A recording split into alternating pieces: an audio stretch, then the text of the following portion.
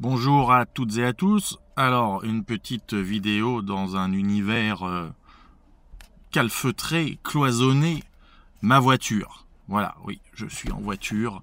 Alors, le moteur est éteint, hein, pas de panique.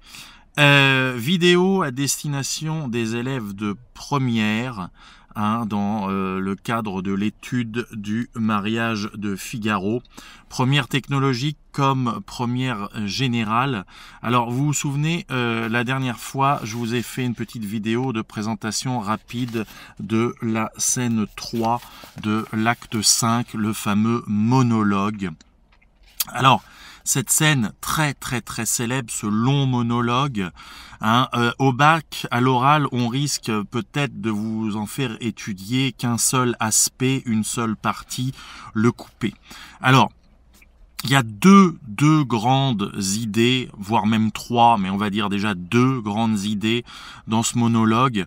Il est divisé, on peut le diviser en deux parties, à savoir le passé et le présent. C'est-à-dire que dans ce monologue, le passé, à savoir Figaro, va faire son autobiographie, d'accord ? Ça commence après une didascalie. La didascalie, il s'assied sur un banc et les propos vont commencer avec « Est-il rien de plus bizarre que ma destinée ?»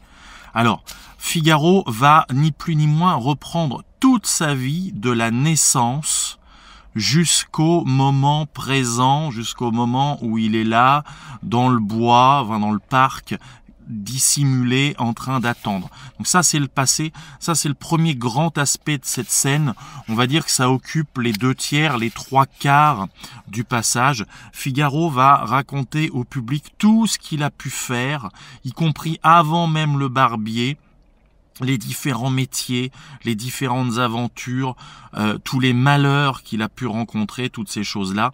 Voilà. Donc ça, c'est le premier aspect principal, l'aspect autobiographique de la scène. Et puis le deuxième aspect que l'on trouve au début de la scène et à la fin, on n'est plus dans le récit du passé, mais on est cette fois-ci dans le moment présent. Et Figaro va se plaindre de deux personnes. Il va se plaindre de Suzanne, avec qui il n'est pas encore tout à fait marié, et il va se plaindre de son maître, du comte Almaviva. Voilà, et ça encadre. C'est-à-dire que on a finalement deux grands thèmes dans la scène. Le thème biographique, autobiographique du personnage qui fait le bilan de sa vie, ni plus ni moins, hein, une vie aventureuse, une vie mouvementée, une vie pleine de rebondissements, pleine de tentatives de s'en sortir, pleine de petites réussites et de gros échecs, et au début de la scène et à la fin de la scène, des récriminations à l'égard de Suzanne et du comte. Alors, je vous propose de commencer par ces fameuses récriminations.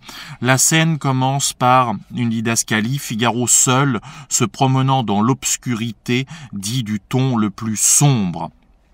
Alors, il est dans l'obscurité et il dit d'un ton sombre, donc on pourrait presque imaginer une mise en scène quasiment farcesque où on voit même pas Figaro et on n'entend que sa voix. Bon, et ça commence par « Ô femme, femme, femme, créature faible et décevante, nul animal créé ne peut en manquer à son instinct, le tien est-il donc de tromper ?»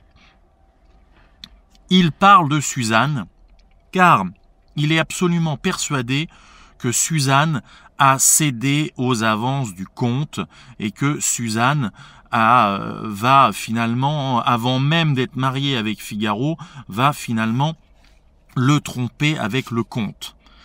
Donc ça enchaîne avec « Après m'avoir obstinément refusé quand je l'empressais devant sa maîtresse, à l'instant qu'elle me donne sa parole, au milieu même de la cérémonie, il riait en lisant le perfide et moi comme un benet, point de suspension. » Alors toutes ces références, elles sont très obscures si vous n'avez pas lu la pièce, si vous n'avez pas en tête ce qui se passe avant, parce que ça renvoie évidemment, donc après m'avoir obstinément refusé quand je l'empressais devant sa maîtresse, donc la maîtresse c'est la comtesse, Suzanne est la première camariste de la comtesse, et ici Figaro fait allusion à un moment de la pièce qui précède, durant lequel il posait des questions à Suzanne et il était assez insistant envers elle.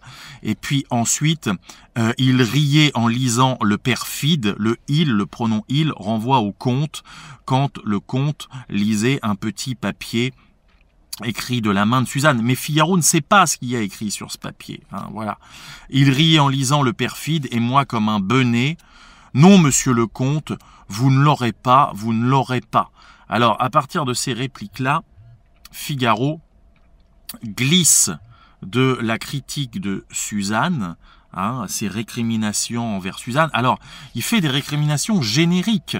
C'est-à-dire que quand il dit « Oh, femme, femme, femme, créature faible et décevante, nul animal créé ne peut manquer à son destin, le tien est-il donc de tromper ?»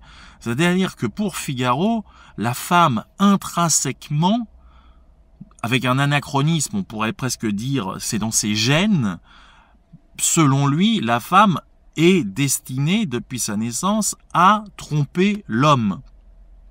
Bon, on va pas faire une lecture moderne, misogyne, machiste, #MeToo et compagnie.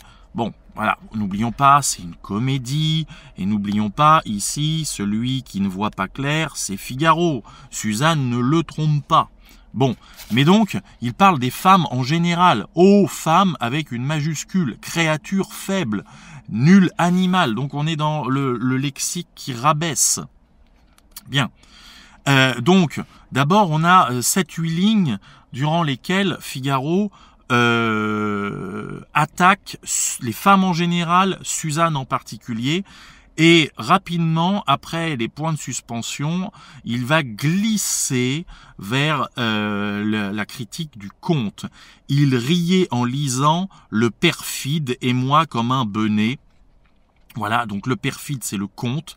La perfidie, c'est l'hypocrisie, c'est un reproche. Vraiment, un perfide, c'est un gros trompeur, hein, quelqu'un qui fait vraiment des coups dans le dos. Bon, donc ensuite, la critique du comte. Non, monsieur le comte, vous ne l'aurez pas, vous ne l'aurez pas. Donc là, il est toujours dans le L' de ne l'aurez pas. C'est un pronom qui renvoie à Suzanne. Vous n'aurez pas Suzanne. Donc Figaro indique bien qu'il va tout faire pour empêcher que les choses aient lieu. Il est embusqué et il a pour but que le comte n'exerce pas son droit de cuissage sur Suzanne, quand bien même Suzanne serait désormais d'accord. Hein. Et alors là, on va arriver à un passage qui bien évidemment avait fait scandale à l'époque, qui a valu censure de l'œuvre, hein, parce que là, en fait, Figaro, faut pas oublier, hein, ça se passe en Andalousie, à Séville, mais bien évidemment, on est en France, c'est un auteur français, tout le monde parle en français, et là, on est au début des années 1780, on est toujours sous l'Ancien Régime, et écoutez bien les propos qui suivent. Parce que vous êtes un grand seigneur, vous vous croyez un grand génie. Parce que vous êtes un grand seigneur, vous vous croyez un grand génie. Noblesse, fortune, un rang, des places, tout cela rend si fier. Qu'avez-vous fait pour tant de bien? Vous vous êtes donné la peine de naître et rien de plus. Alors là, c'est la catastrophe. Là, évidemment, c'est une attaque au bazooka sur la noblesse, c'est une attaque au lance-flamme. Nous, évidemment, 240 ans plus tard, on ne voit plus vraiment la virulence de ces propos, mais mettre dans la bouche d'un serviteur des paroles comme « Qu'avez-vous fait pour tant de bien? Vous vous êtes donné la peine de naître et rien de plus », c'est entre guillemets révolutionnaire, parce que ça veut dire tout simplement remettre en cause tout ce que la noblesse a comme droit de façon héréditaire via la naissance. On est noble, on est avec des droits, d'accord? Faut avoir des connaissances un peu minimales en histoire, des connaissances de collège, hein? Vraiment le cloisonnement, le tiers-état, la noblesse et le clergé. On est noble. Alors évidemment, on peut acheter des titres de noblesse, ça se faisait beaucoup à l'époque de Louis XIV. Ceux que j'ai eu en seconde, qu'on fait avec moi, Georges Dandin, on sait que Georges Dandin achète des titres de noblesse. Mais voilà, la noblesse, normalement, ça s'hérite, hein, spécialement la noblesse d'épée, la grande noblesse. On est noble, on est avec des privilèges, on est avec des avantages. Et quand Figaro dit « parce que vous êtes un grand seigneur, vous vous croyez un grand génie », cette espèce de relation de cause-conséquence, parce que vous êtes un grand seigneur, vous sous-entendu, vous êtes forcément un grand génie, lui, il remet ça en cause. Mais dans la réalité de la France des années 1780, ça ne se remet pas en cause, c'est impossible. On est un grand seigneur, on est forcément un grand génie. Hein. Noblesse, fortune, un rang, des places, là on est une énumération, tout cela rend si fier, qu'avez-vous fait pourtant de bien, vous vous êtes donné la peine de naître et rien de plus, du reste homme assez ordinaire. Alors là, bam, il fait vraiment un portrait au vitriol, il est en train de massacrer le comte, mais ça, forcément, ça a été censuré, ça a été très mal vu. C'est une critique frontale du système politique de l'époque, du système de la noblesse. Et ça, évidemment, c'est impossible. Et on se retrouve tout de suite sur une prochaine vidéo qui enchaîne. Hein. Ne quittez pas, on continue d'étudier le très intéressant, très riche, très dense monologue de Figaro à l'acte 5, scène 3.